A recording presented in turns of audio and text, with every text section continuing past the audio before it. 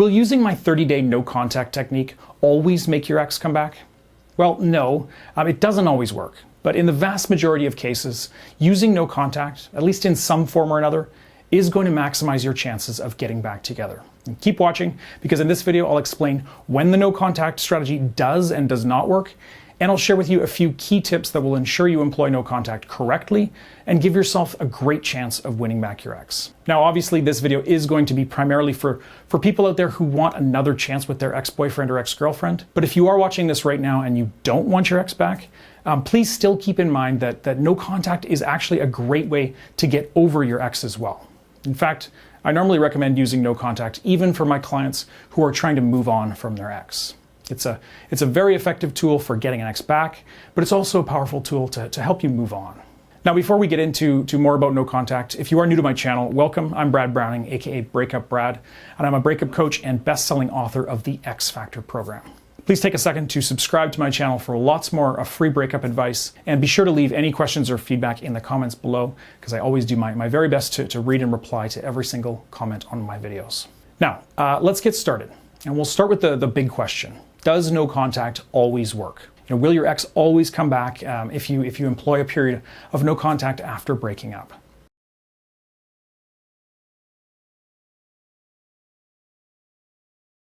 Well, like I already said at the beginning of the video, no, it doesn't always work, unfortunately. Nothing is 100% effective, and anybody who tells you they have a guaranteed way to get your ex to come back is full of shit.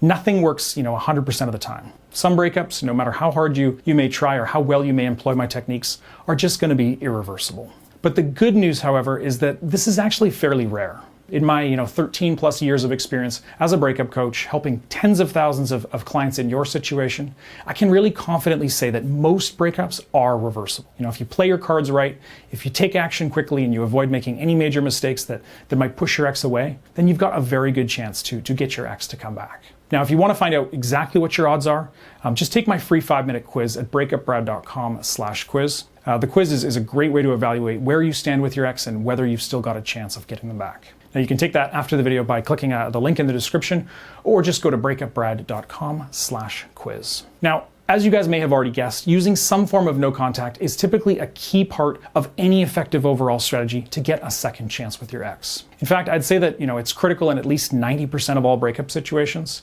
So, as I've said before in my past videos, if you're in doubt about whether you should be using no contact, do it. No contact is almost never going to hurt your chances or make things worse. It's almost always going to help your cause. Now, I'll talk about some situations where you may not want to use no contact a little bit later in this video, but please remember that most of the time you should be shutting down communication with your ex as soon as possible after breaking up.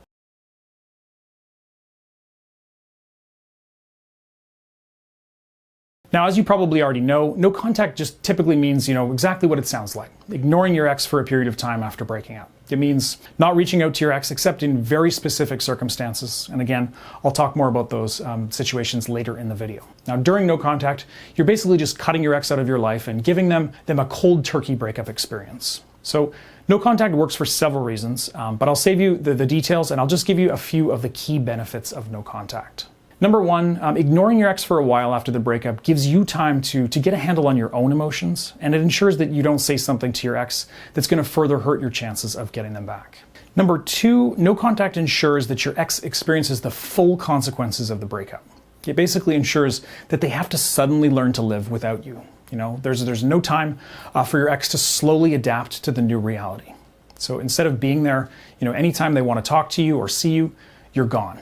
And, they're forced to really feel how empty life can be when you're suddenly not around anymore. A lot of people really underestimate the psychological impact that this can have on people.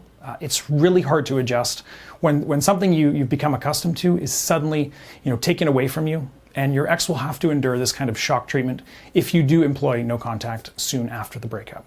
Now, number three, along similar lines, ignoring your ex ensures that they feel as much pressure as possible to commit to a permanent breakup.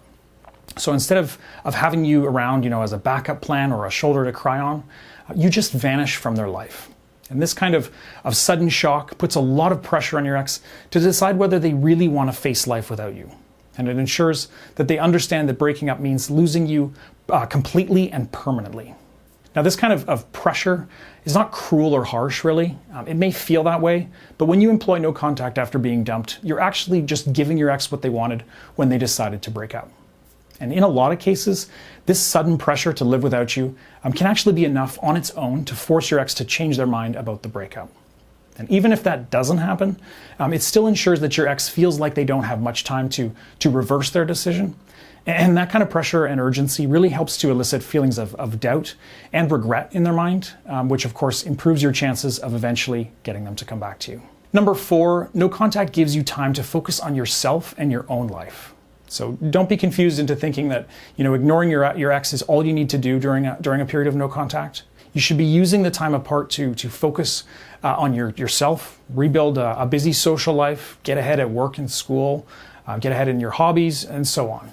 Just be sure to use no contact as a time to see your friends and family, meet new people, pick up new hobbies, take on new projects. Whatever it is, just live an interesting, productive life while you're not talking to your ex. And by doing so, you'll not only make yourself more attractive to them, but you'll also create plenty of things to actually talk about when you do reestablish contact. Number 5, employing a period of no contact makes your ex miss you. And in fact, nothing you can do or say is going to make your ex miss you more than a period of no contact. So the only way to make someone miss you is really just to disappear from their life. And no contact does exactly that.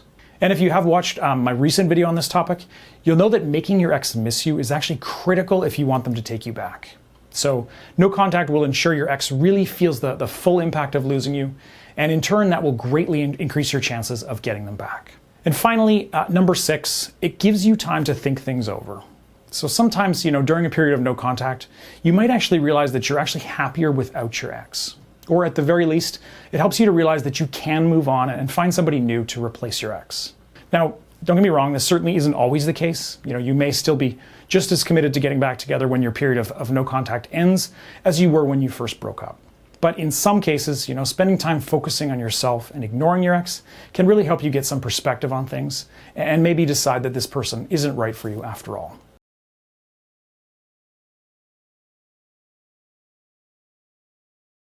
Now, before we get into talking about the specific situations where you should or should not use no contact, I just want to quickly do some myth busting.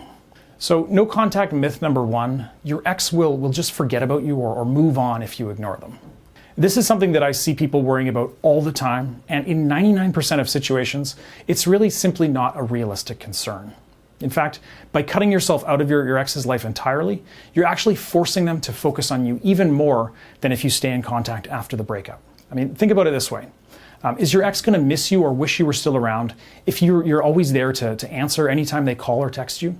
Or are they going to think about you more when you're suddenly not around anymore?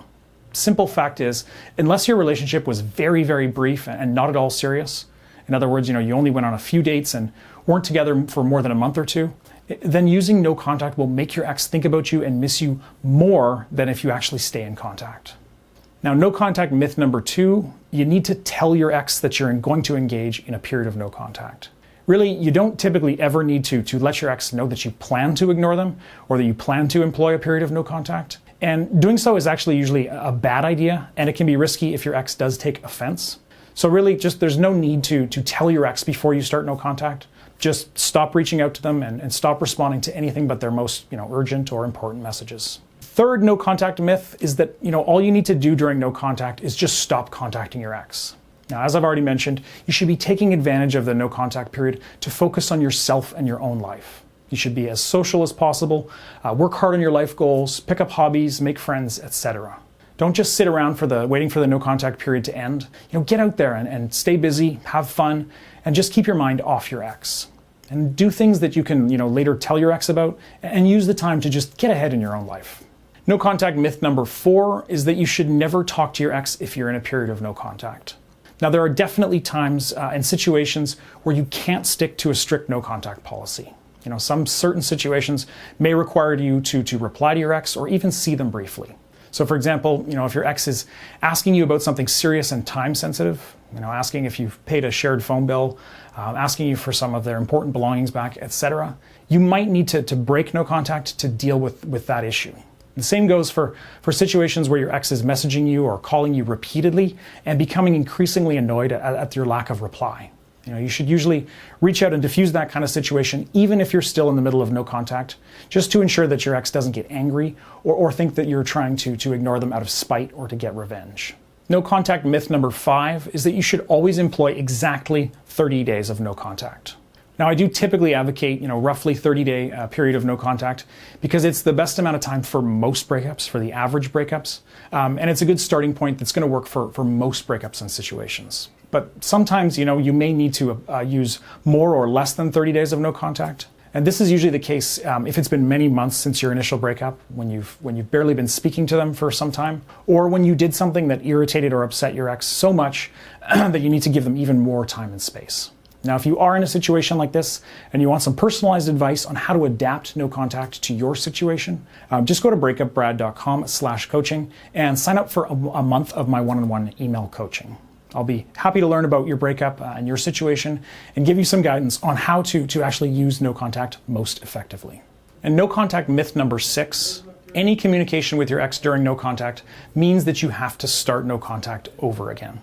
So if you do have an unavoidable encounter with your ex during no contact, or you need to talk to them briefly about something important and urgent, that doesn't usually mean you need to restart the 30 days from the beginning. Unless you're really getting into multiple conversations or make a major mistake during no contact, you can usually just go ahead and continue with the 30-day period of radio silence without restarting from the beginning. If in doubt, you can usually just add another 7 days to the period of no contact rather than starting over completely.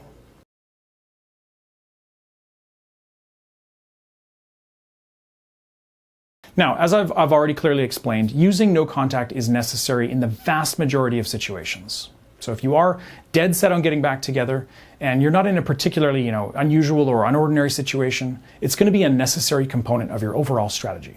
But there are some cases where you can skip no contact entirely, or at least adapt it to suit your needs. Now, I'll briefly cover a few of the most common ones in a second, but I've also made a full video on this topic previously, which you can watch just by clicking the icon in the top corner here, or the link in the description below. But let's first talk about situation number 1, which is when it's been a long time since your breakup. So if you've been broken up for 4 to 6 months or more and you haven't been in regular contact with your ex during that time, you might be able to skip no contact or at least shorten the duration. Basically, as time goes on, you have less time to act and start changing your ex's mind about breaking up. So if you have been apart for months already, and if you haven't been talking to your ex very regularly for some time, then you can probably shorten or completely eliminate no contact. If it's been several months, but you have still been speaking to your ex daily or seeing them frequently, then in that case, you will still need to employ some form of no contact, but it might only be 2 or 3 weeks rather than 30 days. Second situation is when you still live with your ex. Now, this is a challenging situation that's actually fairly common. You broke up, but you still live together and you can't realistically employ a traditional period of no contact. So in this kind of situation where some regular interactions with your ex are inevitable or unavoidable, I typically recommend using what I call limited no contact instead of completely ignoring your ex. Now, again, I've also made a full video on this exact topic in the past, which I'll link to in the description below. But in summary for this type of situation, you should limit contact with your ex as much as possible without making it obvious to your ex. So if you run into them in the kitchen when you're eating breakfast, or you cross paths from time to time in the hallway, don't be rude and ignore them, or try to adjust your schedule just to ensure you never run into one another at home. Just go about your daily business, and when contact is unavoidable, just act upbeat and friendly and crack a joke or say hello and then move on. You don't want to make it look like you're acting weird or intentionally, trying hard to avoid them. You just want to keep any contact to the minimum while ensuring that encounters that you do have are friendly and positive. So avoid letting your ex, drag you into any drama, serious talks, or talk you into doing something together. And again, for more on how to deal with this kind of situation where you still live with your ex, just click the link in the description to watch the full video that I made on that topic.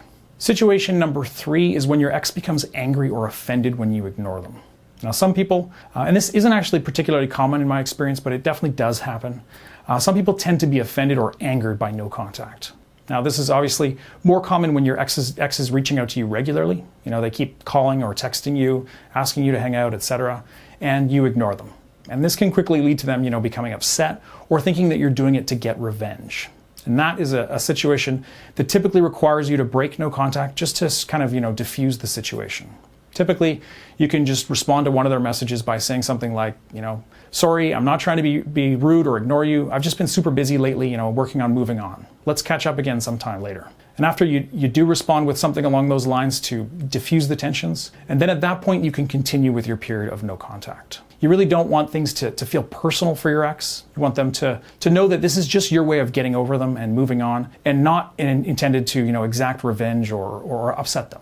So use your instincts, gauge your ex's behavior, and decide if and when it's necessary to break no contact to diffuse tensions or avoid being rude. And similarly, use your own judgment to decide whether a message or call from your ex is important or serious enough to actually demand a reply. And finally, situation number 4 is when your ex says they want to get back together outright, or it's very obvious from their messages and their behavior that they're ready to start over with you. So in rare cases, your ex may make it extremely clear that they are regretting the breakup and they are interested in asking you for another chance. And when this becomes, very apparent and there's little doubt that they're ready to get back together, then in those cases, you can obviously break no contact and set up an in-person meeting to close the deal. Now, don't be overly eagerly if this does happen, and don't throw, no contact totally out the window, but you also don't want to obviously turn down a clear opportunity to make things official if your ex is obviously interested. Basically, if you're 99% sure that your ex wants you back, you can definitely break no contact to ensure that you do take advantage of that.